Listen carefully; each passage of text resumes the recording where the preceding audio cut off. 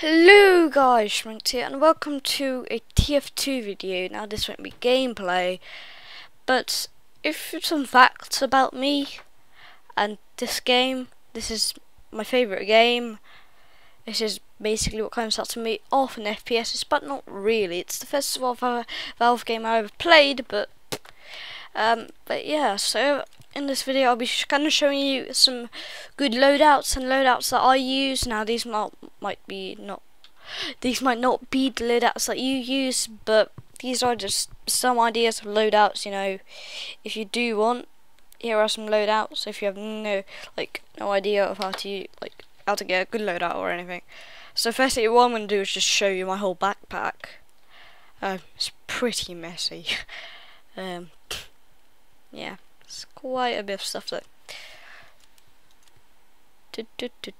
So just going through all of this. I got that recently. So did I get this and this, because I crafted that. Anyway, so no, we don't want to join the server. Alright, so I'm going to show you some of my loadouts. Now here is my scout loadout. Now there is no kind of special specs. As you see, it's got -15 on health, but there's some good stuff about it, and the preface, which is like hat, if you don't realise. Anyway, so I have the soda popper here as my primary. It's got 50% faster firing speed and 25% reload time. That's reload time. Now its clip size is a lot smaller. It's the same as the Force Nature, so there's no stuff really bad there. But it has no random critical hits, but it does build up hype as you run, and I think it does also when you shoot, but I'm not sure about that. And once that little bar's full, it will unleash this kind of humongous thing on mini crit. It won't happen for too long, but it's definitely helpful if you're a new player. I'm not, but I just like using it. And then we have the Flying Galetion. I think that's how you say it. I'm not sure, it's a very confusing name. But basically, this is a really good setup if you have the Sandman. Basically, you launch a ball that stuns opponents, and you know, you can. It's 100% critical hit versus stunned players, so it does about 150 damage. So that's quite a lot. And if they're not stunned, then it still does bleed damage, and it does about 42 damage on hit. And then, you know, long distance hits cause mini crit, and you know, no random critical hits. That's pretty simple. -15% health on Vera, but that's that. Now my soldier setup. Now this thing, oh god, soldier. I like my soldier, my definite Spartan, with it being painted. Oh, lovely, isn't that so sexy? Anyway, so you know, just some of the stuff that I use. So Lord Coxswain's novelty mute mutton chops and pipe, and you know, just it looks pretty cool. So I used the Cow Mangler 5000, but I just renamed it to Cow Control 5000. There was supposed to be a joke there. Cow Control, Crowd Control, but I forgot the R and the D and the E. Yeah. Anyway, so I crafted it, so you know, it's not really important, but does not require ammo. I really like that, especially seemingly these two do not require ammo, so I don't need to take health kits. What would be nice though, if I could get the weapon that replaces all ammos into health, because that'd be very cool. Anyway, so or fire a charged shot that mini crits players and disables buildings for 4 seconds. Now this I find really helpful on 2 forts, because there's also always people who, you know, just put sentries near their base, so you can't go get their intel. So this is really helpful. As -10% damage, yeah, no random critical hits. That's what always happens with charged shots.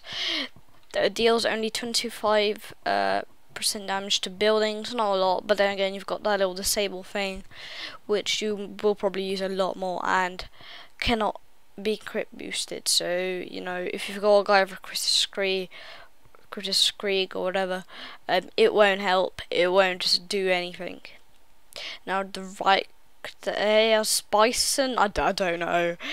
So again, does not require ammo, projectile penetrate to enemy targets. Now this I find extremely helpful because it will do a bunch of damage. Basically, it will go through the target like 3 times, dealing about 30 damage, and then if there's someone behind it, it will do another 30 damage. This is amazing. Projectile cannot be deflected because you know it's a little particle. Deals only 20 damage to build, 20% damage to building. Of course, then again you've got the charge shot and disciplinary action. I use this because I don't really know what to use. Anyway, I mean, I have a frying pan, but I just don't use that. But anyway, disciplinary action. On hit ally, boost both players' speed for several seconds.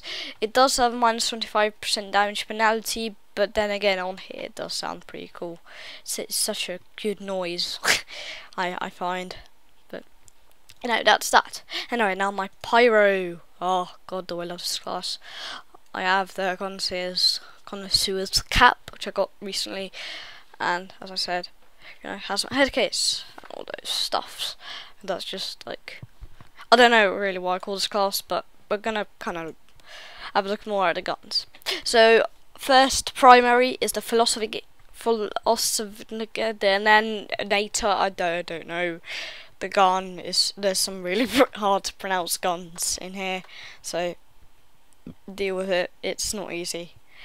All fire damage charges activate to refill health and crit for several seconds. So basically you have this little meter that if you use, like you get it from setting people on fire, and then once it's full, if you right click or if you just press G while holding it, it will give you crits for several seconds, and it will refill your ammo. I mean, yeah, it does. I think it does refill your ammo, and it does refill your health, which is really helpful if you know you're kind of going in there straight and then poof, you're just gonna set everyone on fire. That's what I love about this weapon. It's really good, and the crits are definitely very helpful. Of course, it does have minus damage penalty, but there will probably always be a damage penalty if you have some sort of crits, or you know, this isn't actually too bad for damage penalty because you've got refill health, crits.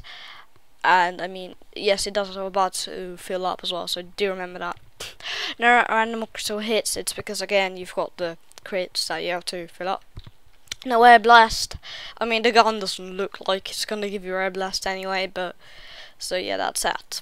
Anyway, now we have the detonator, which I got from a trade. That's why it's called a Scorcher. I didn't rename it. But yeah, so 25% plus 25% damage to self. So basically, if you're just kind of suicide, just fly at the ground, you're going to die. Or if it gets deflected as well. That's another thing you want to remember. On an alt fire, detonate flare.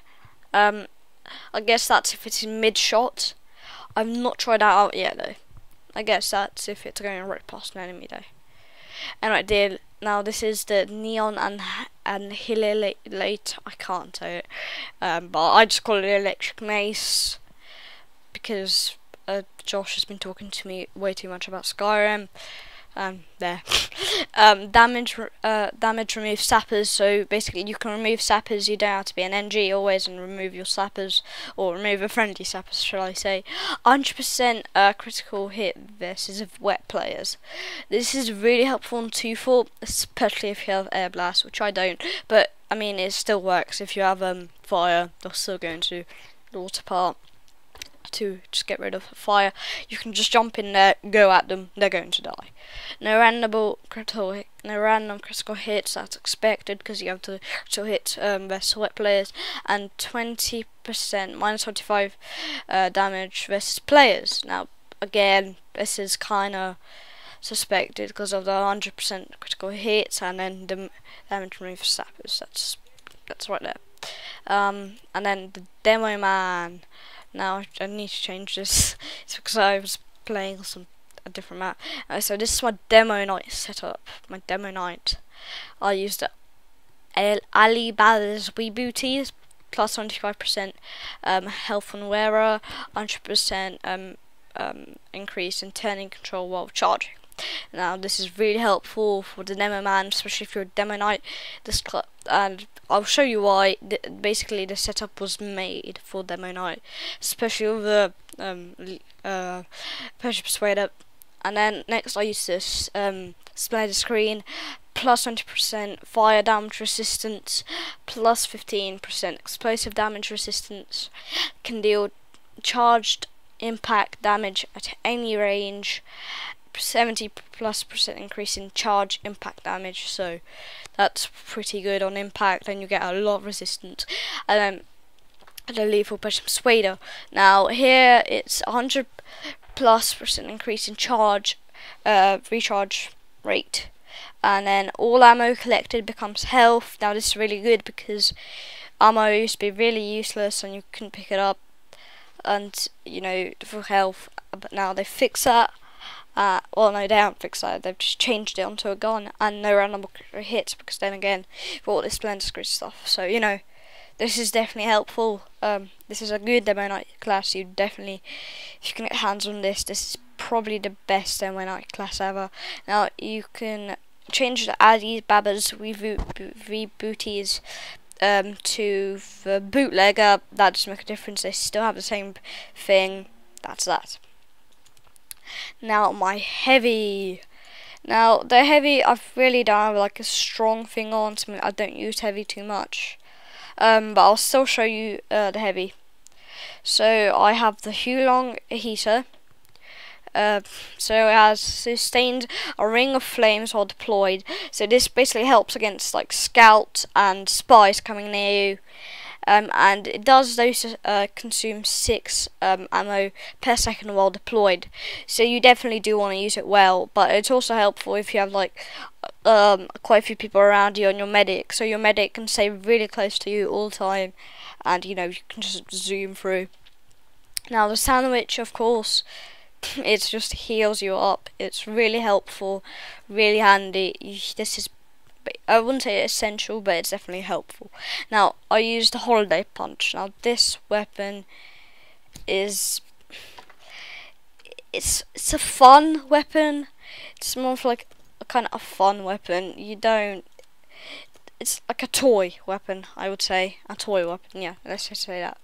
But it's basically critical hit forces the victim to laugh. So meanwhile, I get on quite quickly my long heater and then just be right next to the person, set them on fire, and then shoot her and anyone else.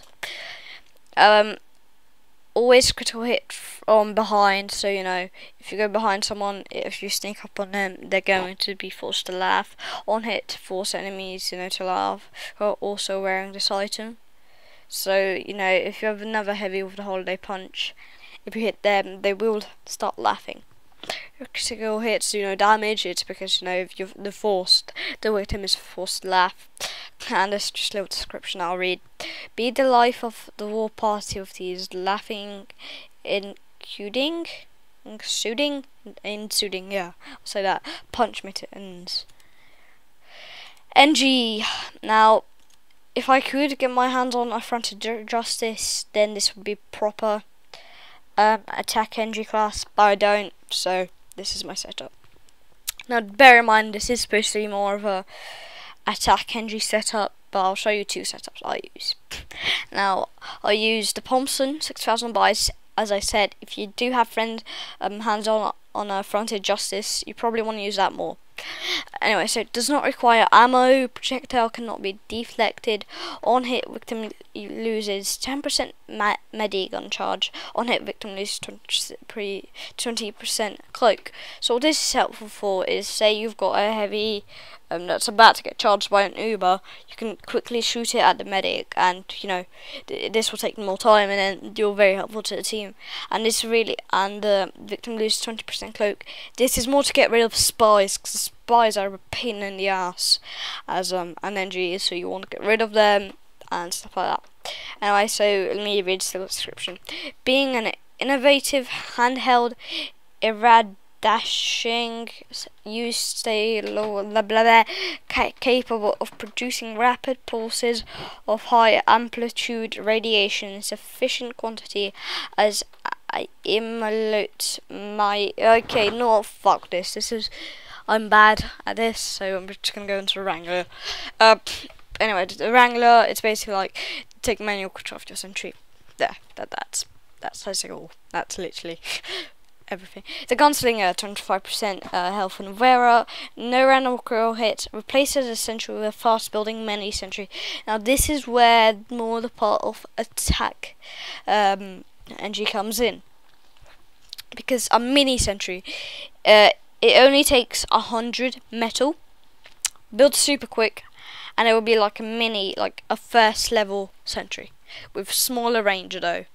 But this is definitely helpful, you know, if you want to just help your team out quickly. Put it right next to a heavy, friendly heavy, especially who's fighting you. Maybe 3 more dudes, you're gonna win probably, especially with heavy right next to you.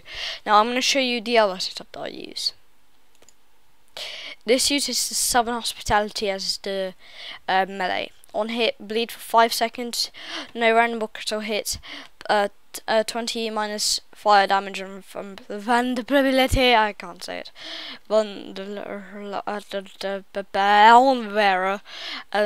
But basically, this build so you can build big sentries and stuff like that. But that's, you know, that. Anyway, my medic uses the Crusader's crossbow, 40% faster reload time, fire special bolts that heal teammates and deal damage based on distance travelled. There's no headshots with it, so you can't be like a sniper with it. Minus 70% primary ammo on Vera. Now this isn't actually bad, because I mean it is a crossbow. You're gonna have to reload anyway, but it's still got a lot of reload kind of bolts left.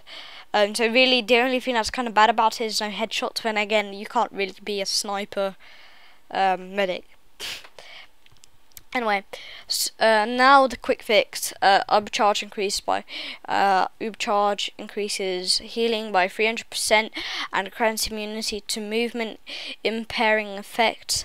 40% heal rate, speed I guess, plus 25% overcharge rate, can't overheal, move at the speed of any faster heal target. What? Move at the speed of any faster heal target. Okay, yeah, that's weird. So I guess if you're healing someone, you'll be faster than them or something like that. So that's good for healing scouts. On taunt, applies a healing effect to all nearby teammates. That's the amputator. But there's a reason why I use this weapon.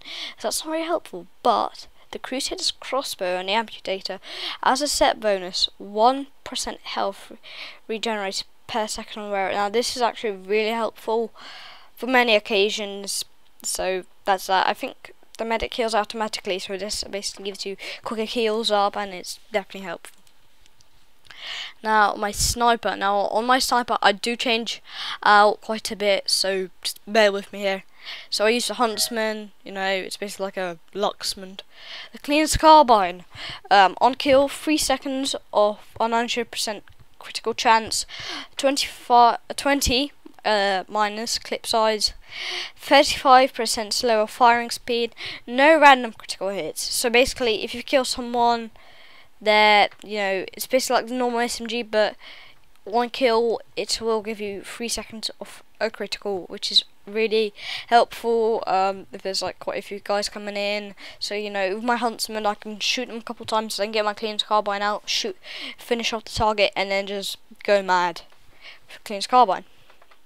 Now the Triman's Shiv, on hit, bleed for 6 seconds, minus 50 damage penalty. Now, of course, it will have a damage penalty because you have bleed for 6 seconds, which is a very long, and bleed is a pain in the ass. But if you can get 2 hits with Shaman's Shiv on an enemy, it will be like 1 full hit, and then you've got 16 seconds of bleed or something. I don't know how the bleed works, it's a bit confusing. Anyway, now I'm going to show you my other setup. But yeah, so I use the Hitman Heatmaker. Again, focus on kills and assists. Focus activates on fire when focus meter is full. In focus plus 25% faster charge, and no scoping. aren't scoping. 25% damage on body shot, minus. So you know that's that. But what I've understood as well, that the Hitman Heatmaker on full focus gives you crits, which is really cool, really helpful as a sniper. But of course, you still do need to think about it, how to use this crit correctly. Anyway, now my spy. Now I would like to call this detective spy, even though, you know, I do have like a sharp dresser, which doesn't really make him a detective. It makes him more of an assassin. But then spy is supposed to be kind of an assassin. But let's go away from that. Anyway, so firstly I used Elite Engineer plus 15 cloak on hit. Now I do actually want to change this to, oh damn it, I can't remember right now, but it's something different. I will, when I finish this class, I'll show you on the macro store. And then of course then it does have a 25%. Oh yeah, I want to change to the Enforcer, yeah. But anyway, so minus 20% damage penalty. That's the thing that really annoys me, because that means you don't do a lot of damage. It's really annoying. And the 15 plus cloak and hit, similarly I use the cloak and dagger, so I can just regen by not moving while I'm cloaked. So the second one is the sharp dresser, which is basically like the normal knife but just looks badass. That's literally the only thing. But anyways, I craft it. Every merc's crazy for a sharp dressed man with 15th century murder knives extruding from his cufflinks. But yeah, the cloak and dagger, as I said, it's like you recharge while you're invisible, and if you stay still, but you can still recharge if you're uncloaked. Now the red tape recorder, reverse enemy building construction.